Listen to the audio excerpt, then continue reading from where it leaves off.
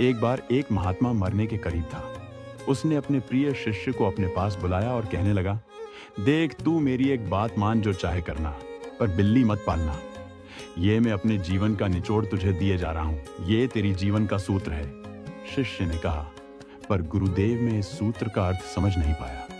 पर गुरु के पास समय कम था, सो वह स्वर्ग सिधार गए। अब युवक उस सूत्र में उलझा रह गया। कितने शस्त्र पढ़े, पर उसका हल नहीं मिला। अब गुरु की बात को झूठ तो मान नहीं सकता। उपनिषद, पुराण, सभी धार्मिक ग्रंथों में टटोल लिया, पर उस गूढ़ सूत्र का रहस्य नहीं मिला तो नहीं मिला। पर शिष्य की समझ में यह नहीं आ रहा था कि बिल्ली का अध्यात्म से क्या रहस्य हो सकता है, और फिर मैं बिल्ली क्यों पालूं ही क्यों? बिल्ली के पालने में ऐसा क्या है? बात आई गई होगी। थोड़े दिनों में युवक उस बात को ही भूल गया। सोचा, गुरु मरते समय सठिया गया था। वह युवक जंगल में एक कुटिया बनाकर ध्यान करने लगा। अब जंगल की कुटिया कोई सुरक्षित जगह तो थी नहीं। वहां पर आस-पास में चूहे बहुत थे। युवक के पास पहनने के लिए 2 जोड़ी कपड़े थे, उन्हें भी वह चूहे काटने लगे। वह परेशान हो गया। गांव में जब भिक्षा मांगने के लिए जाता तो लोग पूछते, महाराज कपड़ों में छेद क्यों हो गया? तब उस युवक को बड़ी शर्म आती। अब वह जब भी कपड़े धोकर सुखाता, साथ एक मोटा सोटा लेकर बैठ जाता, जिससे कि चूहे उन्हें काटने न पाए। रात भी कपड़ों की सुरक्षा के लिए उसे बार बार जागना पड़ता। आखिर में तंग आकर उसने गांव के लोगों से कहा कि मेरे झोंपड़े के आसपास चूहे बहुत हैं, बताओ क्या करें? तब एक बुजुर्ग ने कहा, करना क्या है, तुम एक बिल्ली को क्यों नहीं पाल लेते? वह सारे चूहों को वहां से भगा देगी या खा जाएगी।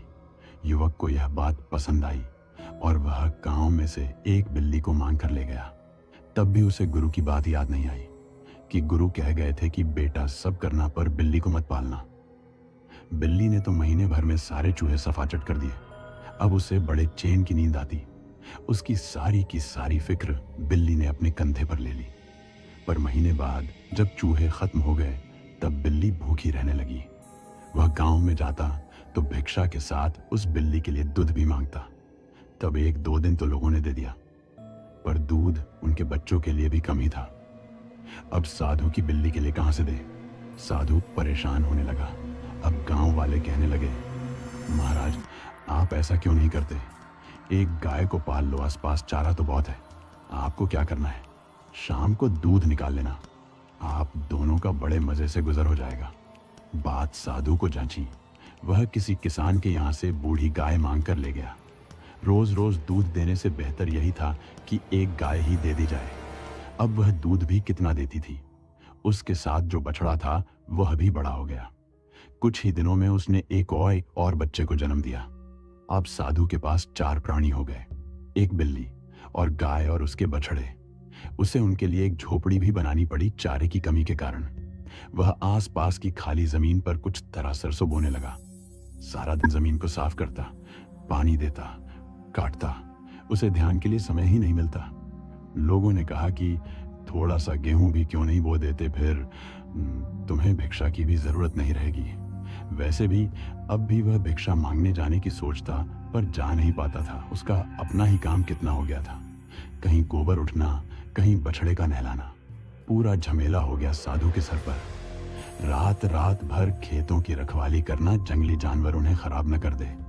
उसके चारों ओर कांटे की झंडियां लगाई। अब वह थक गया और फिर एक गांव में गया और राय मांगने लगा कि तुमने अच्छी राय दी, पर अब मेरा काम बहुत बढ़ गया है। ध्यान तपश्चर्या भी नहीं कर पाता। पहले भिक्षा मांगता था और दिन भर ध्यान करता था। अब तो 24 घंटे खेतों के या गाय के पीछे ही लगे रहना पड़ा है। मेरा पूरा शरीर थक जाता है। तुम कुछ राय दो, अब क्या करूं? गांव वालों ने कहा, बात तो आपकी ठीक है, पर तुम अब एक काम कर सकते हो। शादी कर लो। एक बिल्ली से शुरू होकर बात इतनी दूर चली गई। बिल्ली की बात तो वह युवक भूल ही गया। जब वह मरने लगा तो तब उसे अपने गुरु की बात याद आई, लेकिन तब तक बहुत देर हो चुकी थी। मरते गुरु ने जो सूत्र शिष्य को दिया था वह उसकी समझ में नहीं आया, समझ में आ भी नहीं सकता। हम अनुभव से भी समझ जाए तो काफी बुद्धिमान, पर हम अनुभव से भी नहीं समझ पाते। गुरु ने कहा था, बेटा बिल्ली भर मत पालना। कैसी भूल हो गई, पूरा जीवन बेकार चला गया। तब साधु ने सोचा, मैंने एक गुरु की बात न मानकर कितनी बड़ी गलती की है। अब ये बात अगले जन्म में याद रखूंगा, तब हम यह मान ले कि वह रख सकेगा। जब इस जन्म में उसे याद नहीं रहा था तो पिछले जन्म की कोई संभावना नहीं है। मन जब तक साथ है तो बिल्ली नहीं पालेगे तो कुत्ता पाल लोगे, इससे फर्क कुछ पड़ने वाला नहीं है। कुछ भी पालो, मन जब तक होगा।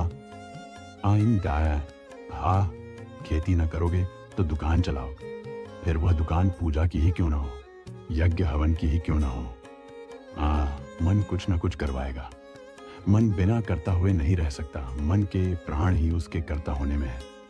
इसलिए उस पर ऐसा काम करवाना चाहिए जो हमारे लिए सबसे उपयोगी हो।